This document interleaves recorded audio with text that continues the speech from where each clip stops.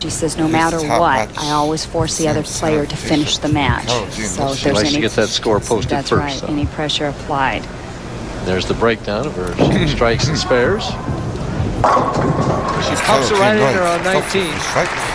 During the break, she talked about possibly having to move in. She has nothing in the track area where she played earlier in the week and felt very comfortable around that 12-13 board, because if she ekes it to 10, we saw her go wash out, miss the head pin. So she's possibly moving in deeper to around 20. Our first look at Tish Johnson. 7 pin. And you'll see Tish starting. Hear the crowd starting to get into it for her. She is a crowd pleaser, always has been on the tour, plays to the crowd. Something we've seen her in the telecast the last couple times she's been on. Really hit the pocket consistently, but couldn't carry. Well, she's bowled well on this pair during the week, as she averaged 227 and trouble. Not a good way to open up. She misses the 7 pin. Well, there it is. $9,000 they're bowling for, and that trophy plus the prestige of winning this tournament. Now Tish possibly had a problem on the approach that time. It was difficult to tell from our angle, but Dee Davidson did have a problem on the approach earlier. Tish is playing the same line. She too could have had a problem on that spare. Well, Kathy and Rex like that one. Boy, Rex looks a little uptight there, doesn't he? It's harder to be a spectator. Before we get too far in this match, Tammy Turner came up to me in the break, said a group of her friends were recently in a car accident, Dawn and the gang, and they wanted me to be sure to tell them that she's thinking of them and wish them well. Well, she did move in, but it went high. The 3-6-10. That's a gutsy little move right there to just make a big, giant 10-board move to the left or so. Neil Block. Carol's fiance. Nice-looking young guy. From California. Plans to be married in '96 in Australia.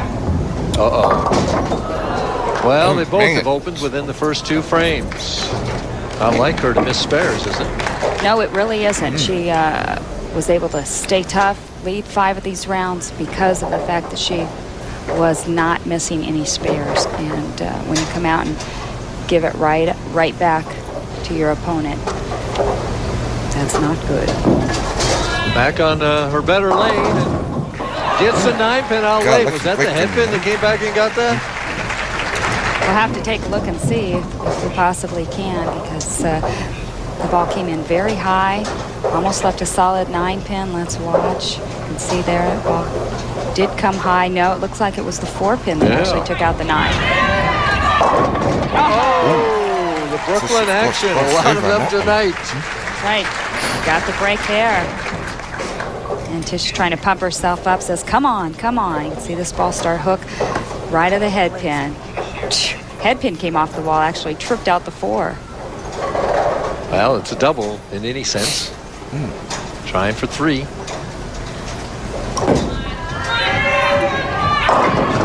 Oh, it leaves the 10 pin. Good shot. Doesn't carry the light hit. Tish has made 6 television finals this year without a title. 2 times she has been runner-up. So this is the 7th one here, right? This is the 7th one. You know, we mentioned earlier that she had won this tournament twice, but she won 2 other tournaments in this bowling center, so she likes Samstown, right? Right, on this pair of lanes as well. We had a doubles event here, and we had, I believe it was the Las Vegas Western Open one year. Well, a little shaky on the spares out there right now. And she's playing to the crowd a bit, saying, hey, what'd you expect? I had no doubts that was going to get there. Now, what's Carol going to do? Is she going to move back to the track or stay inside? 20 is giving her fits. It gave Tammy Turner fits as well, because it appears that when you move farther left, it hooks earlier. I think she's going to stay deeper, move even farther left. Good shot there. Fast 8.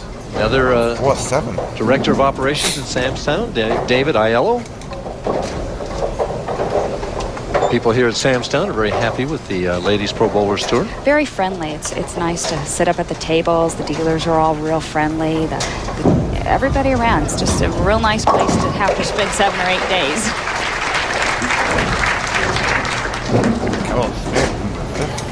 Carol made a great move on lane 20. That ball just finished a little high, so she is very close. So what does she do then? A little further left or throw it a little harder?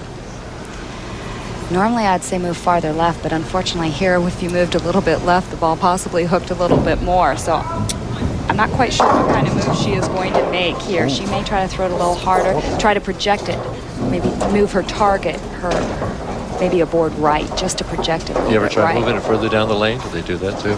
Oh, sure, to get the ball longer down the lane before it breaks. 2 good shots. Another 4-pin. Lanes this week were oiled 42 feet, flat conditions. Same amount of oil all the way across the lane. It made for adjustments a little bit unusual. And that's someone you definitely want to meet, Gil Pert, casino manager.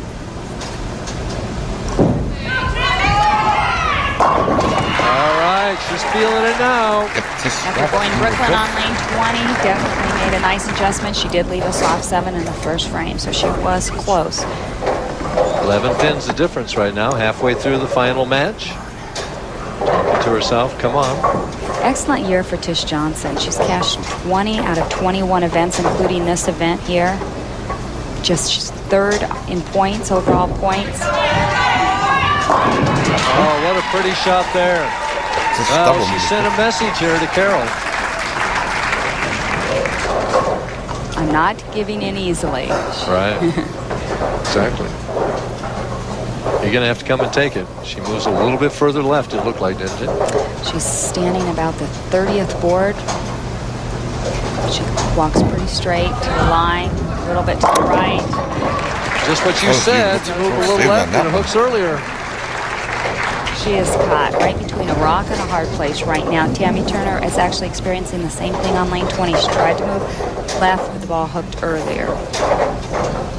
But if she can take advantage, she cut it right back to 11 pins if she can double here on lane 19. And lane 19 was the better of the 2 lanes.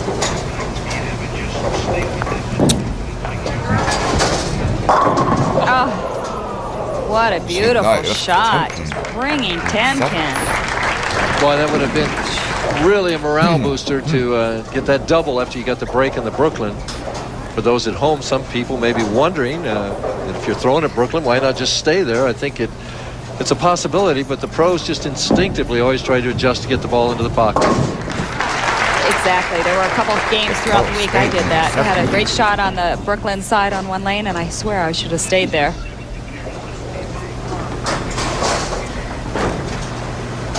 Well, we're heading into the 7th frame. It's her 7th appearance on television. She's hoping that this is Las Vegas and she can multiply those 7s as she leaves the 2-7.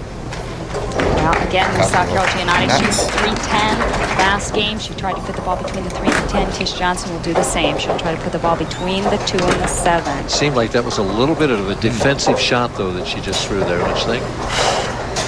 Well, she's experiencing some of the same characteristics of the lane that Carol Gianotti is. Get a little bit too early of a hook. But if you send it out, you're not going to get the back-end reaction. Oh, and it's another open frame. Her 2nd one this match. Gets the match down within 7 pins. 3 frames to go. Oh, yes. We're both thinking alike Can you imagine if that 10-pin would have carried for Carol?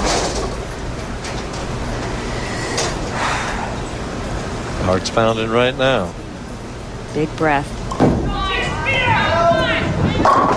Oh, that's a pretty shot. Way to come back there. Well, she's strung 33 300 games, so you know she can strike under the pressure. That's amazing. 33 300 games. See that follow through out to the left? Beautiful. Solid pocket hit. 19 seems to be the good lane for actually both players.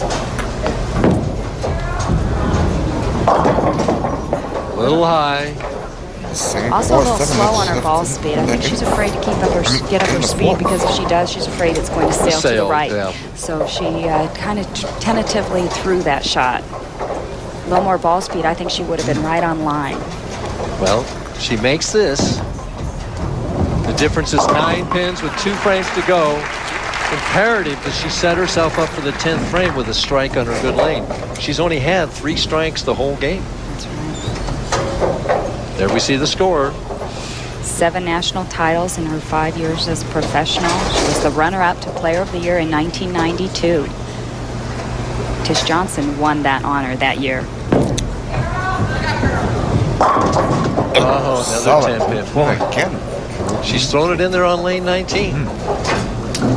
Well, it looks like if she converts this, it's going to be Tish Johnson's tournament to win or lose. Well, we talked about the angle the players were playing earlier in the first match, Mike. This is a great shot at Carol Gianotti. Is a very straight shooter, and she's having to play very deep. And she can't get the carry from playing deep. And she misses the 10 pin in the 9th frame and basically has just handed it to Tish Johnson. She looks over. Lenny Gessler shows her the score. She knows if she strikes now, it's basically over.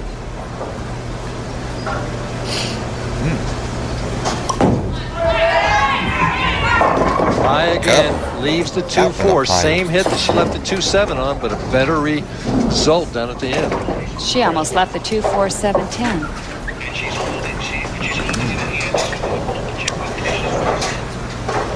Well, Connie Smoot holding that poker chip with Tish Johnson's picture on it. They'll do anything for luck in this town. That's right. Oh, my goodness.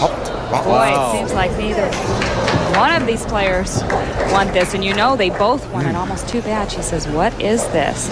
Connie Smoot with Columbia Industries. How does she recover now? How does she regroup after that open frame? And she has to remember, hey, this is her good lane. Regroup. This is her brother watching. I told you sometimes it's harder. It's in either player's hands at this point in time. Double a lot. Oh, my. Almost left a 5-10. Luckily.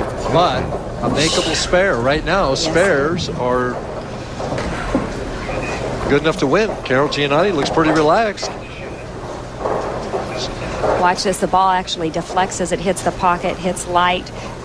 Head pin off the wall, takes out the 5-pin. Big break for Tish Johnson. Picks up the spare. That is going to force Carol Gianotti to throw 2 strikes, possibly 3 strikes, depending on Tish's count right now, to win this tournament. Carol Gianotti will not be finishing on her good lane. Did you see that look on her face just then? Carol's? Yes. It's like, how do I do it? How do I do exactly? How do I step up on a lane that I haven't hit the pocket yet? Oh, 178. Uh-oh. So basically it's 2 strikes she needs and not 3. That's right. That was a big loss in pin count because now Carol Gianotti only needs 2 strikes and 6 pins. And we have said it 100 times at least on television this year that this is what professional bowling is all about. Getting up and having to strike to win.